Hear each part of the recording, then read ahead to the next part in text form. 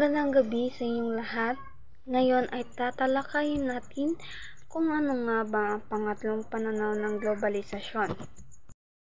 Ang pangatlong pananaw ng globalisasyon, ito ang may 6 na wave o approach. Sa unang bahagi, dito natin makikita ang ika-4 hanggang ika-5 siglo.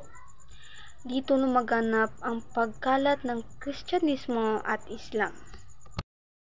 Ang pangalawa naman ay dito nagsimula ang Age of Discovery o Age of Exploration.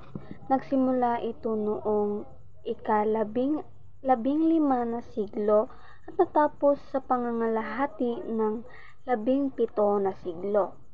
Ang ika-18 na siglo ay may kinalaman naman ito sa edukasyon, pag-iisip at lipunan at bago ng sistemang pampolitika.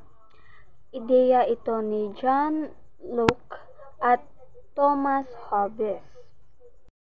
Ang unang digmaan sa Europeo ay tinatawag na Great Northern War na nagtagal ng taon na 30,000 na Russian ang nasawi.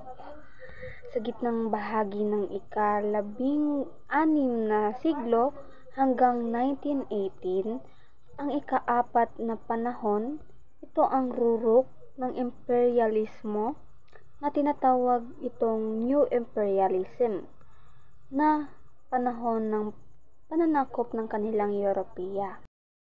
Sa post-Cold War naman, ay dito nanaig ang kapitalismo na kung saan ang pinagkukunang yaman at gastos sa produksyon ay inako ng isang pribadong may-ari.